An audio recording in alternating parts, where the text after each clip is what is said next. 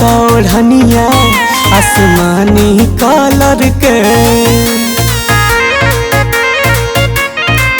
जन ओढ़ता रू तू तो ओढ़निया आसमानी कलर के जन ओढ़ता रू तू तो ओढ़निया आसमानी कलर के रातों दिन धड़कावतारू रातों दिन धड़कावतारू हमरा जिगर के जन ओढ़तारू तू तो ओढ़निया आसमानी कलर के जन ओढ़तारू तू तो ओढ़निया आसमानी कलर के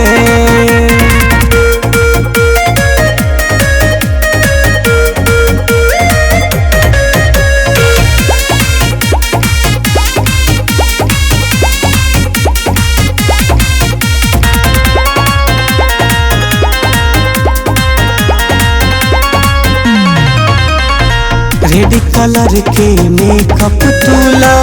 गावतारू गाल में मारी के अखियां छोड़ले बारू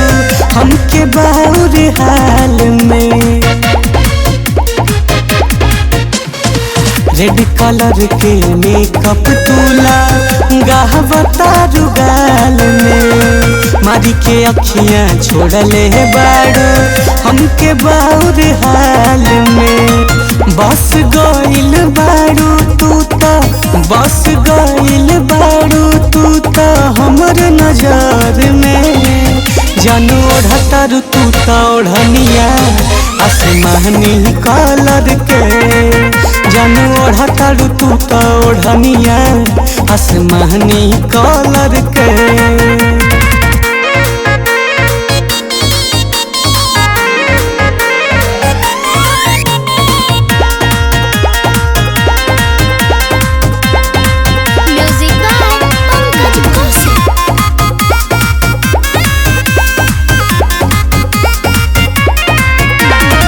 साहिल अजनबी के तू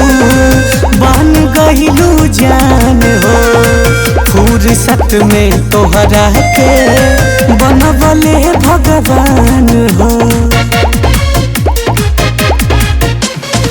साहिल अजनबी के तू